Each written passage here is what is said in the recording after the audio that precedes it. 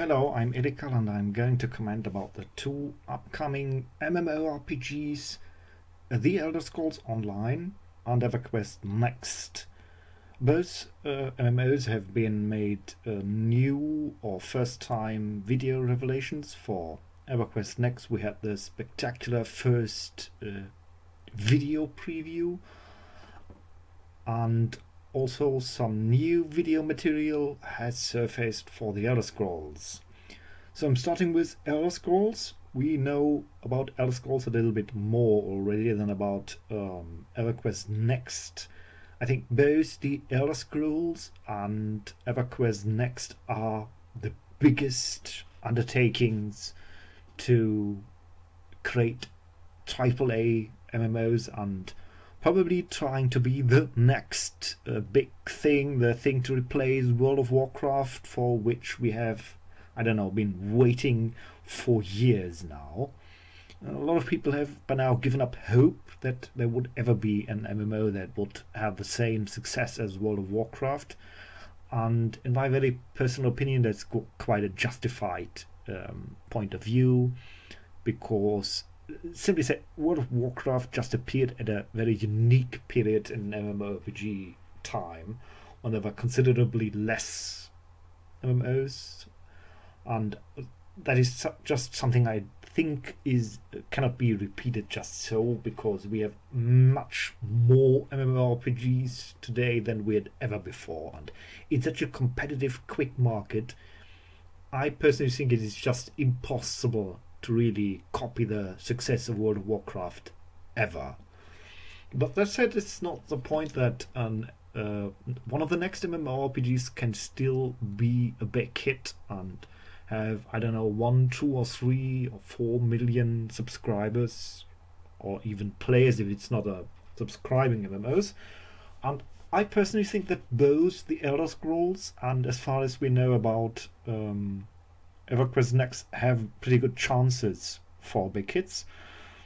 Let's stick to the Elder Scrolls first. The Elder Scrolls is set in the famous Elder Scrolls setting in Tamriel, three-faction game with not centered around PvP, but having PvP in the center of the world. Elder Scrolls is the traditional, very traditional MMO. It's with classes, it's with regions, with quest lines. They're trying to spice up things a bit by distributing the quests more, so it's not a one quest hub, but from the videos I saw, the NPCs are scattered throughout the realm and you accidentally meet them here and there in the landscapes. There are the few official videos, and I also saw other sources, whistles innocently. No, seriously, we know pretty much about Elder Scrolls by now, but watching the recent video, was it on the QuakeCon somewhere? I wasn't sure where. It's a little bit a letdown. I don't know. One thing is clear, that Elder Scrolls is very conservative, and that can either be a good thing or a bad thing. The good thing is that they don't try to experiment and mess with things, which can go pretty bad. There have been a lot of MMOs which really try to make things different for the sake of making it different, and many MMOs really crashed with that. So apparently a lot of gamers are conservative people.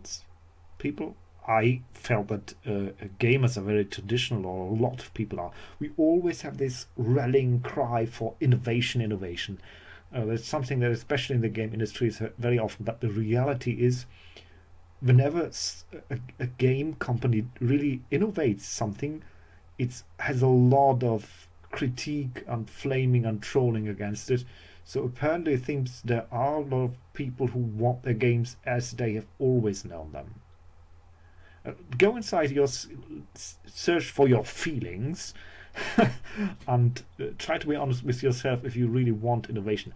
But for MMOs, I really have reached the point personally where I feel I just don't want the same EverQuest-ish WoW formula. I can't stand it anymore.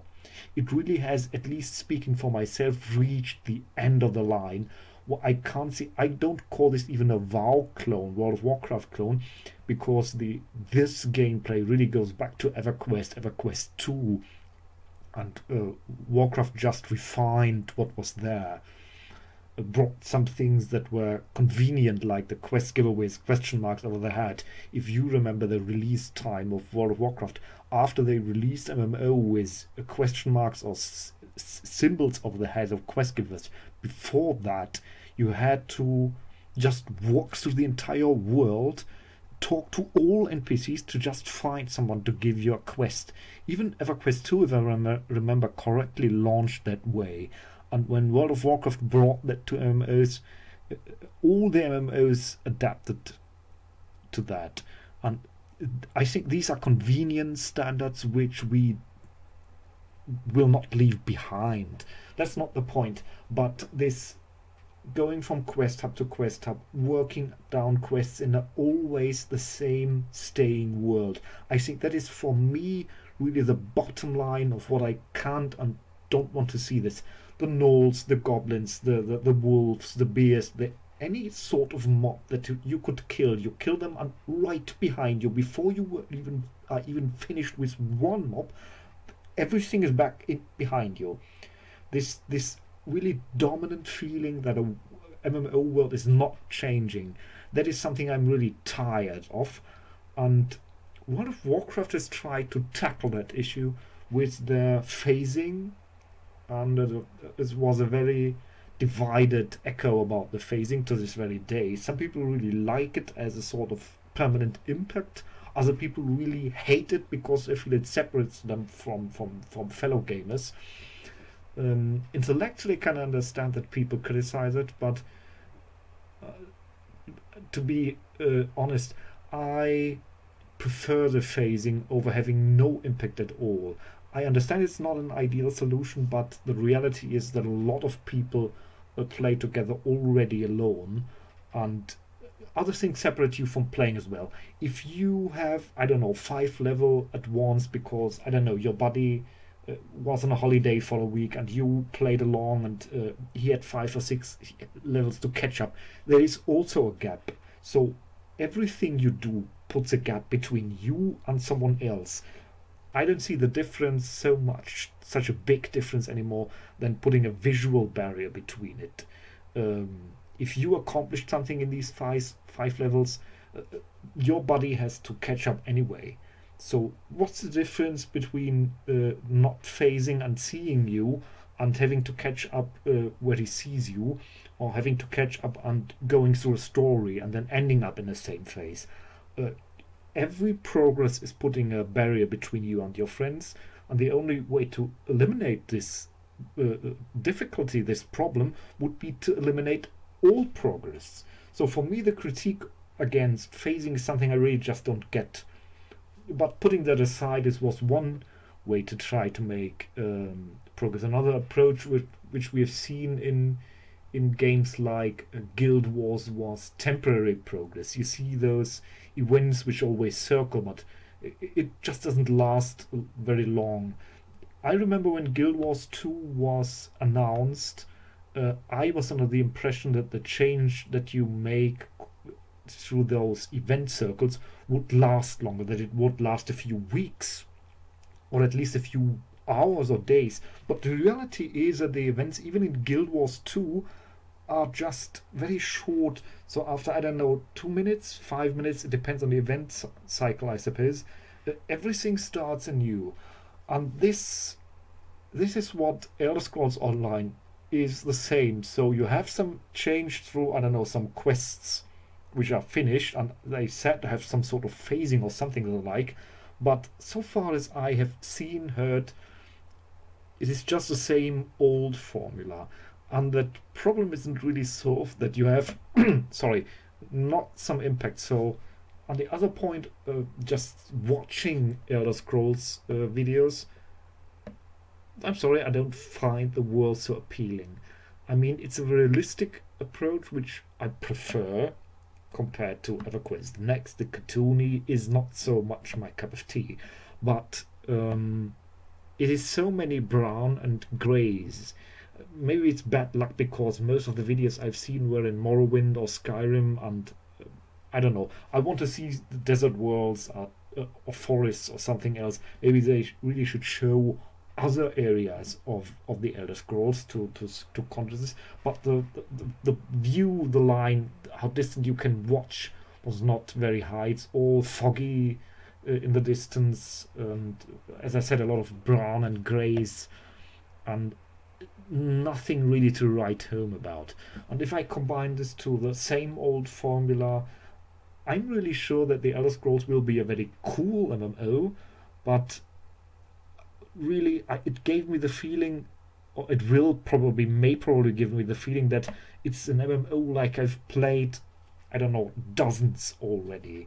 And it is something I'm very skeptic about. Like, okay, we'll play Elder Scrolls for 3 months, 4 months, because they have three factions with individual content, but then I will be at the end of a line. And that is something I think they could have been more daring, more innovative to take this really overused term. The other MMO we've seen the first time being revealed today was Everquest Next. Why it's not called Everquest 3 is really beyond me, because okay, it's very different from Everquest 1 and 2, but it's the third iteration of the game series, so why not just call it Everquest 3? But this really seems to be out of fashion these days. Thinking of Dragon Age 3 is called Dragon Age Inquisition. For whatever reasons, I don't care. I find it just absurd, but take this aside. The idea of Everquest Next for me really breaks down into two aspects: the visuals and the technical aspects. Let's go with the visuals first. I must really admit, I'm no friend of cartoonish. Really not. I prefer some. It doesn't have to be gritty, so much like the grey and brown tones from EverQuest, from Elder Scrolls, but I don't know, a bit more serious, a bit more realistic. This over the top. It's look. The characters really look. I'm sorry, right, like out of some Disney film. I'm a fan of Disney films, even at my advanced age of 42. But everything where it belongs, and I prefer my fantasy games where I can feel a little bit more serious about my character. This was one of the main reasons I never really got into World of Warcraft. It wasn't that the game was bad, but looking at the characters, I just could not take them serious. I'm sorry if this sounds lame to you, if you say, oh, you're just taking care of the graphics. I'm sorry, I'm a very visual person, and for me, the visuals matter a lot. And I'm not really sure, not the landscapes. The landscape is okay as it is, but the characters, this over the top World of Warcraft like shoulder pads. I'm sorry, I just have to say it as I feel it. Everything, the colorful details, everything was so Disney slash Warcraft like, and it's not that I really hate it, but I can't relate in seriousness to such characters. When I want to play a character which I play for years and years to come, I imagine a character which has a certain grittiness, a certain realism, a certain, I don't know, down to earth sort of character. And these girly, cartoonish character, I'm sorry, I don't want to get in trouble with womankind. It's just an expression. It just feels like something fancy, colorful, but nothing I can read in seriousness. I'm not a role player, but I still have a. When I create a character, I have a very detailed image in my mind. What type of character this person is, what motivates him.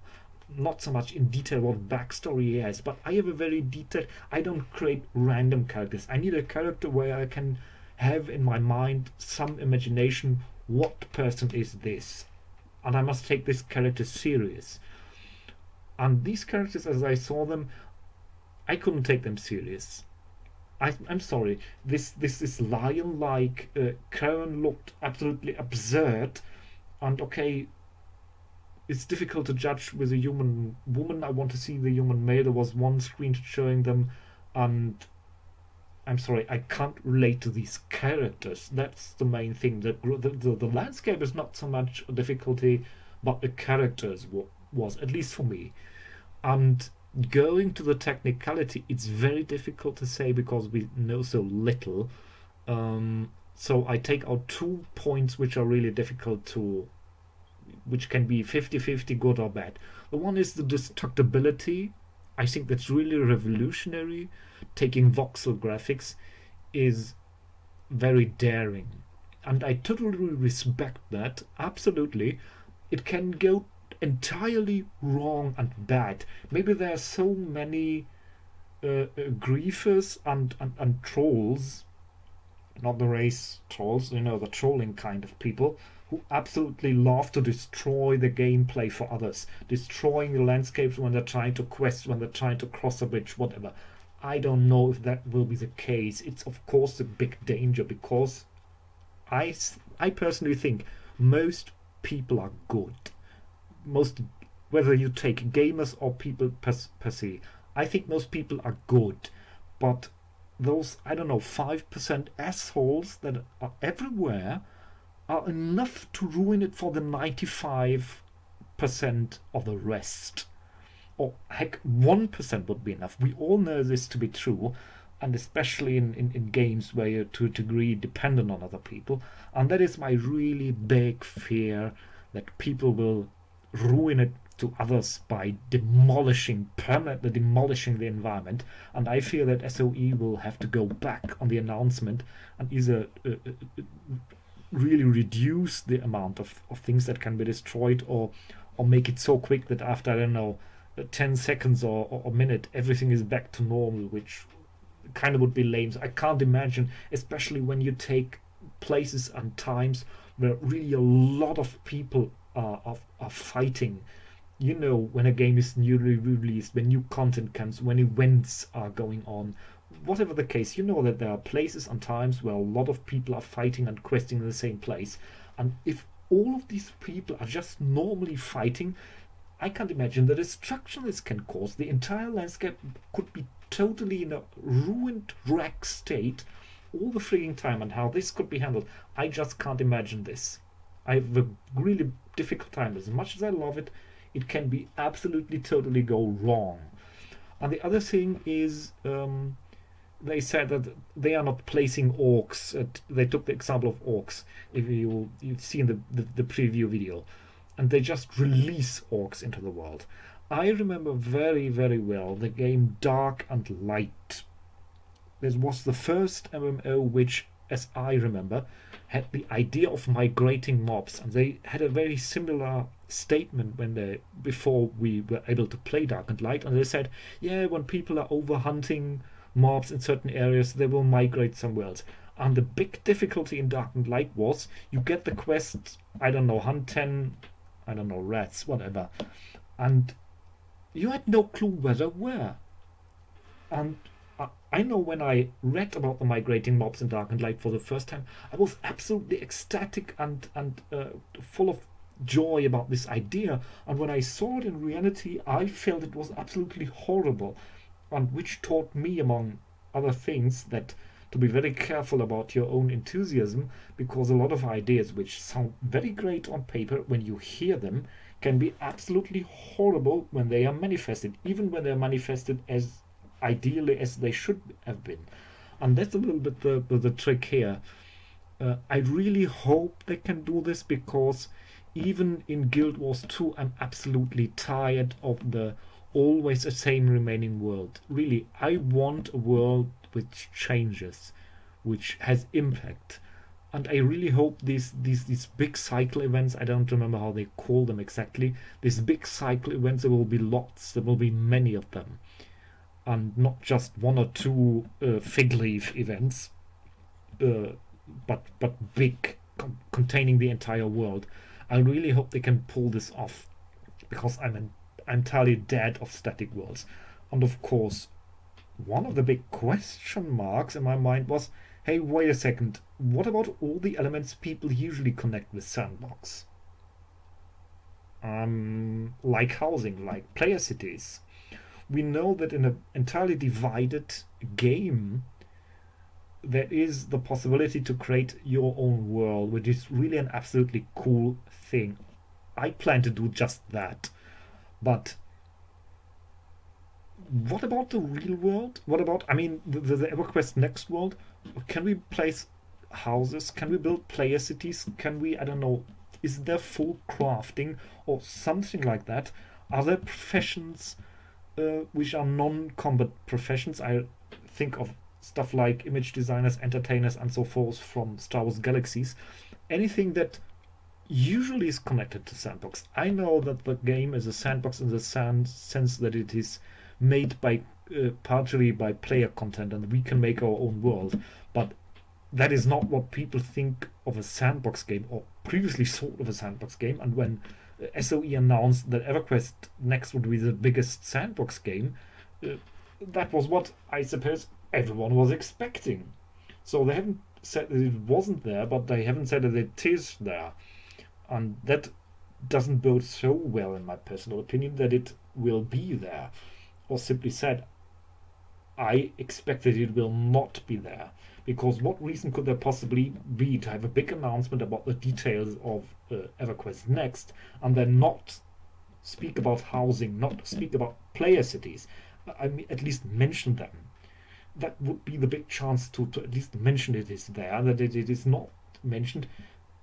I won't say guaranteed to not be there, but it just leaves big doubts about this, and I personally miss this, even if it's just EverQuest 2 sort of housings with some instant place. If it is in a central place and not far away like the Lord of the Rings housing, it's okay, but that's a big question, the classic sandbox elements which have not been mentioned. So I think it's really daring of SOE to make so many new approaches, and I really hope they pull these off. Whether I'm going to like it or we're all going to like it when it is ready, I don't know. But I say give them the benefit of doubt for the time being, but also be vocal about criticizing things.